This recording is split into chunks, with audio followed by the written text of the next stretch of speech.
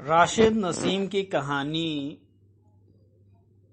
Bollywood film story के उस villain से भी बदतर है जिसके मरने पे आदमी थोड़ा बहुत सम्मान देता है।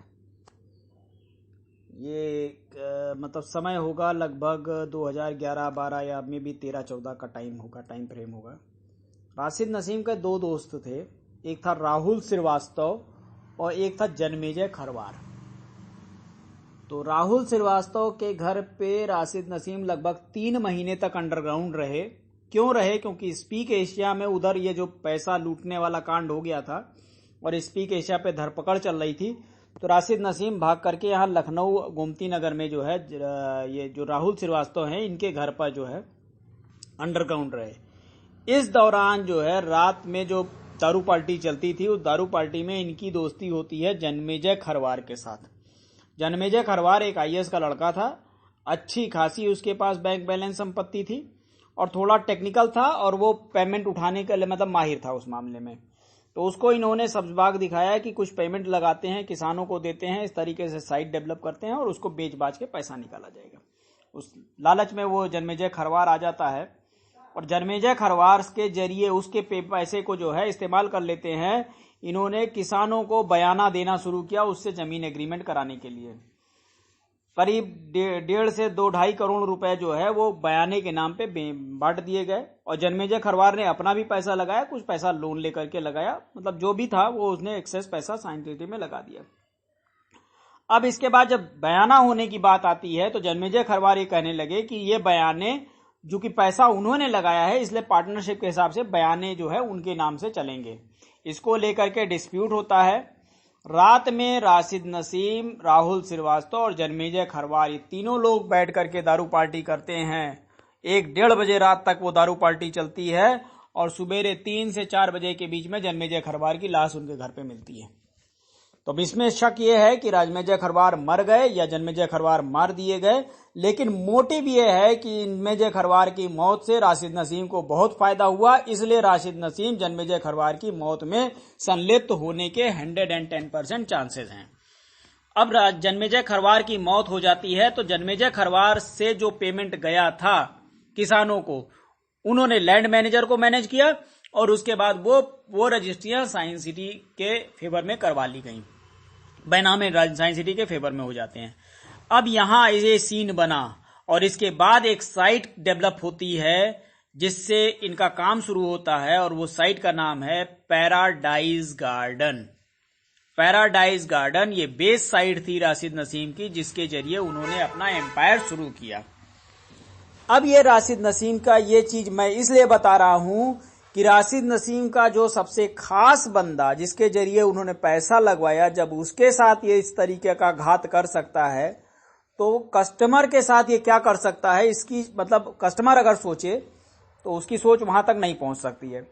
सेकेंडरी, इसने अपने सबसे मेन मतलब जो डॉक्टर अमिताभ जो इसके सबसे खास आदमी थे जिन्होंने इसको शुरू किया, मतलब बेस दिया, इसको खड़े होने का ताकत दी, इसको जब राशिद नसीम और वो क्या कहते हैं और डॉक्टर अमिताभ के बीच में डिस्प्यूट होता है। क्यों होता है?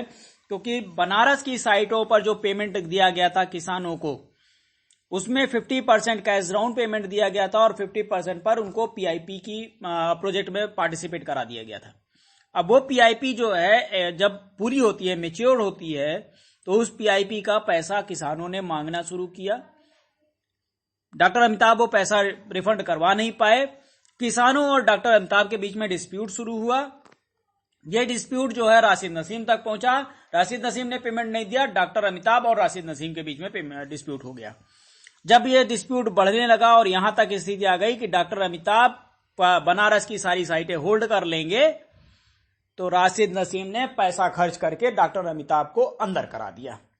अब डॉक्टर अमिताभ अंदर चले गए और साइट एकदम क्लियर हो गई। आज की डेट में बनारस की लगभग सभी साइटों पर रजिस्ट्रियां हो चुकी हैं, जमीनें कुछ नहीं हैं, लेकिन दाखिल खारिज ना होने की वजह से वो जमीनें जो हैं दोबारा सेल रीसेल चल रहा है और उस पर पैसा इकट्ठा करना सिर्फ और सिर्फ जो है पेमेंट इकट्ठा करना डेवलपमेंट के नाम पे, इसके अलावा इनका कोई काम नहीं है। यहां एक चीज ये कही जा रही है कि जब ये बंदा इस तरीके से अपने लोगों के साथ ठगी कर सकता है, दूसरे क्या हैं?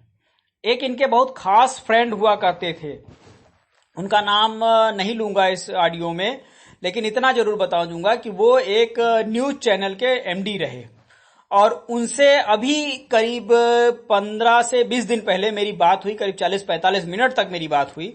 और उन्होंने उनसे जो बात हुई उसका लब्बो-लुबाब ये था कि उस समय भी उन्होंने राशिद नसीम को ये सलाह दी थी कि तुम जो ये कर रहे हो ये अपने पैर पर कुल्हाड़ी मार रहे हो और इसके बाद जीवन में कभी जो है खड़े नहीं हो पाओगे। राशिद नसीम की आदत है ना, वो अपने आगे किसी दूसरे को सिटता नहीं है और हर किसी के साथ दगा करता है। तो उनके साथ भी इसने दगा किया।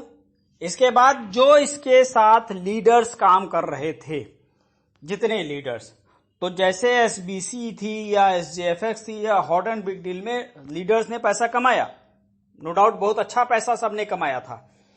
अब वो पैसा अगर उन लीडर्स के पास पड़ा रहता तो लीडर्स जो हैं इतने स्ट्रांग हो चुके थे कि राशिद नसीम के अगेंस्ट खड़े हो जाते इस तरीके के लायबिलिटी प्लान को में मामला होता जब। तो लीडर्स का पैसा बाहर निकालने के लिए ये एक नया प्लान लेकर के आता है सीसीएफ। इसमें लीडर्स को कहता है कि आप 1-1 लाख रुपए से अपनी कैबिनेट, मतलब 1-1 करोड़ से अपनी कैबिनेट खुलवाइए, एक आईडी लेकर के ये पैसा लगाइए और हम आपको 20 साल तक इसका कंटिन्यूअस पेमेंट देते रहेंगे। और अल्टीमेटली होता क्या है कि लीडर्स इधर उधर से इकट्ठा करके सारा अपना जितना अर्न किए थे, जितना एम्पायर बनाए थे, वो सारा पैसा उन्होंने ले जा करके साइंस सिटी के राशिद नसीम के चरणों में डाल दिया और चरणों में डालने के 15 दिन के अंदर सीसीएफ अकाउंट बंद कर दिए जाते हैं। सारा पैसा लीडरों का घुस जाता है। अब आज की डेट में ना तो लीडर लायबिलिटी उतारने के काबिल रह गए, ना ही दूसरे सीन में किसी से कुछ कर सकते हैं। तो हर तरफ से अकाउंट लोगों का किसी होगा तुरंत उसने अकाउंट खुलवाया, लीडरों ने इधर पैसा डाला, उधर अकाउंट बंद हो गया। तो ये सीन है राशिद नसीम का, जो केवल और केवल धोखेबाजी पर डिपेंड करता है। जमीनों के बारे में मैं आपको पहले बता चुका हूं, ये राशिद नसीम के कैरेक्टर के बारे में बता रहा हूं कि इस तरीके के धोखेबाज आदमी के साथ जुड़ना और उसकी बातों पर विश्वास करना पूरी तरीके से चूतियापे के अलावा कुछ नहीं है। और एसएन श्रीवास्तव ऐसे चूतियापे में नहीं आया, इसलिए राशिद नसीम का आज की डेट में सबसे बड़ा दुश्मन है। लेकिन मुझे मजा आने लगा है राशिद नसीम के पिछवाड़े में लठ करने में, और मैं तब तक उसकी लाठी करता रहूंगा जब तक कि कस्टमरों को या क्लाइंट्स जो साइंस सिटी के, हमारे जो क्लाइंट है या साइंस सिटी के जो कस्टमर है, उनको कैश डाउन, उनकी लायबिलिटी रिफंड नहीं हो जाती है। और राशिद नसीम एक ऐसा बंदा है कि जिस दिन जेल जाने का उसको लग जाता है कि हाँ अभी इसको थोड़ा सा ये लग रहा है कि गिरफ्तारी हो सकती है, तो ये नए नए प्लान, मैं जमीन में रिडम्पशन दे दूंगा, मैं ये कर दूंगा, मैं वो कर दूंगा। अभी जो है 1 महीने के अंदर जहां ये मामला गरमाएगा अरेस्टिंग का, यहाँ कैंप लगा करके ये बंदा पेमेंट करेगा। इसलिए सभी कस्टमर्स जो हैं वेट एंड वॉच, ये 2 महीने के अंदर कैंप लगेगा, साइंस सिटी कैंप लगा करके कैश डाउन पेमेंट देगी और हर हाल में देगी।